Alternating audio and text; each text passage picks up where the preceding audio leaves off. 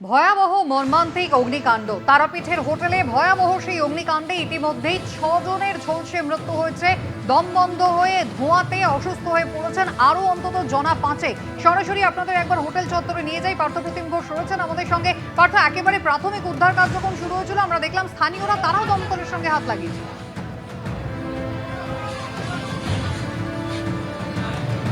তাও স্থানীয়রা একেবারে দমকলের সঙ্গে প্রাথমিকভাবে হাত লাগায় এবং এই জায়গায় তারাপীঠ এবং এই সময় শ্রাবণ মাস, এই সময় হচ্ছে প্রচুর মানুষের ভিড়। কিন্তু আগুনটা লাগলো কিভাবে এবং কি পরিস্থিতির মধ্যে পড়লো, একেবারে ভয়ঙ্কর পরিস্থিতি বললেও কিন্তু কম বলা হয়। কারণ এই যে হোটেল রয়েছে, যে হোটেলের একেবারে 5তলা হোটেলের একতলা যে জায়গায় আমরা দেখাচ্ছি, সেই একতলায় হচ্ছে প্রথমে হচ্ছে আগুনটা হচ্ছে রিসেপশন যে জায়গা রয়েছে সেখানে হচ্ছে রিসেপশনে হচ্ছে আগুনটা লাগে এবং লাগার সঙ্গে সঙ্গে পুরো যে গ্রাউন্ড ফ্লোর রয়েছে এই গ্রাউন্ড ফ্লোরটা আগুনের গ্রাসে চলে যায়।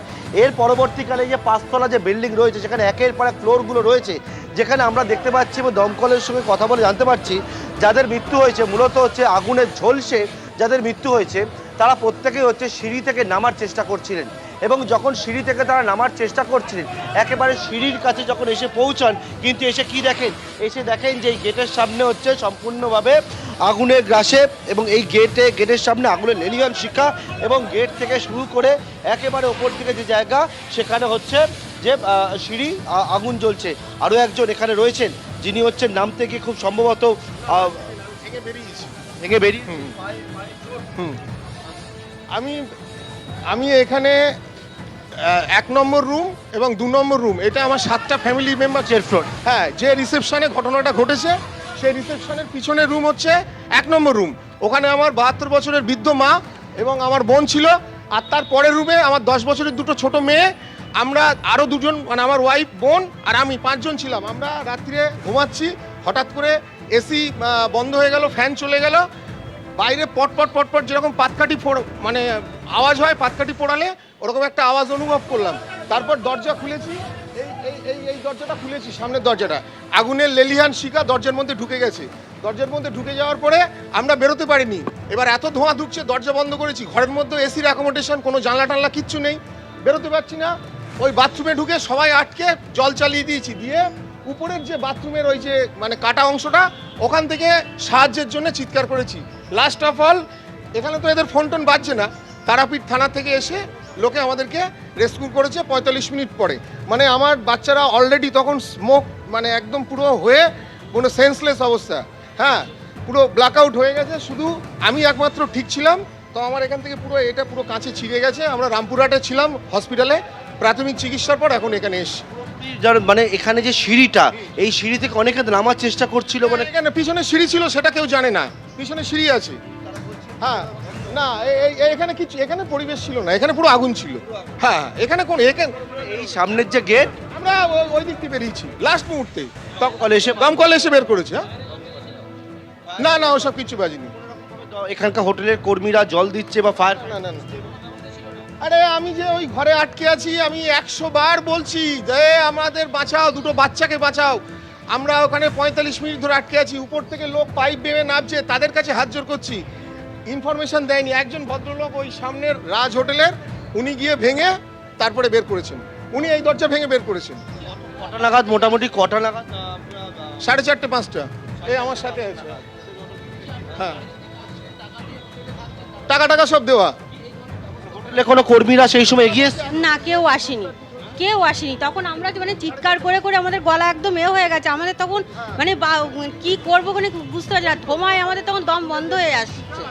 আমরা মানে এমন দেখতে পেয়েছি? না, কারোরই দেখতে পাইনি।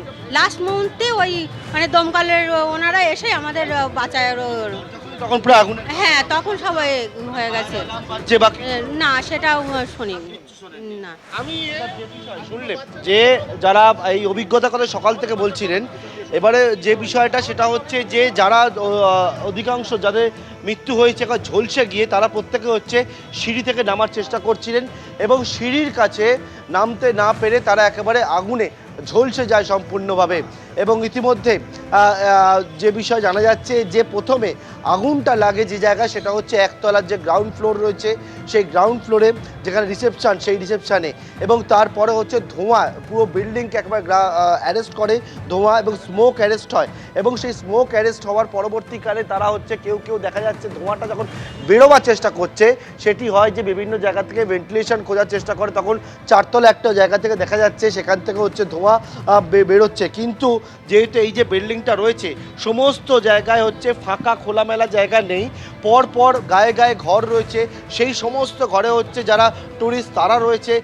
ফলে ধোঁয়া যেহেতু একতলায় আগুন এবং সমস্ত ফ্লোরগুলো একবার ধোঁয়ার মধ্যে স্মোক অ্যারেস্ট হয়ে রয়েছে তার ফলে কিন্তু একবার ভয়ঙ্কর পরিস্থিতি সেই পরিস্থিতির মধ্যে পড়ে এখানকার আবাসিকরা কেউ কারুর চোট আঘাত কারুর গালে কারুর মাথায় কারুর পায়ে এরকম আঘাতের চিহ্ন রয়েছে কিন্তু সবথেকে যেটা দুঃখের বিষয় তারা বলছেন যে এখনও পর্যন্ত 6 জন নাগরিকের মৃত্যুর ঘটনা ঘটেছে একবারে আগুনে পুড়ে কেউ হচ্ছে দম বন্ধ হয়ে কেউ হচ্ছে ঝলসে গিয়ে তাদের মৃত্যুর ঘটনা ঘটেছে ইতিমধ্যেই কিন্তু দমকল পাশাপাশি পুলিশ তারা এসে পৌঁছেছে প্রশাসন আধিকারিকরা এসে পৌঁছেছেন বিধায়ক তিনি এসে পৌঁছেছেন পরবর্তীকালে গোটা বিষয় দেখা হবে কিন্তু যে বিষয় বা বিধায়ক অভিযোগ করছেন যখন যৌতুকগৃহ করে রাখা হয়েছিল এইরকমভাবে এবং পরবর্তীকালে গোটা বিষয় তারা কিন্তু দেখবেন অর্থাৎ তারাপীঠে রামপুরহাটের এই যে জায়গা তারাপীঠ মন্দিরের একেবারে পাশে যে অগ্নিকাণ্ডের ঘটনা ঘটে যে আগুনের ঘটনা ঘটে এবং ভয়াবহ যে পরিস্থিতি তৈরি হয় তাতে এখনও অনেকে আশঙ্কাজনক অবস্থায় হাসপাতালে বর্তমানে চিকিৎসাধীন রয়েছেন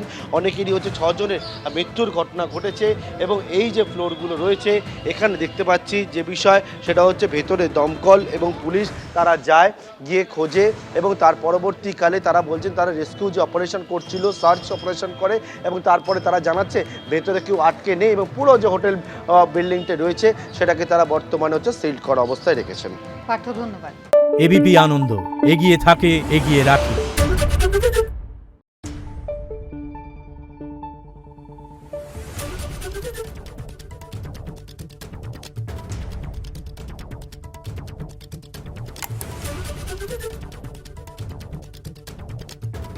Thank you.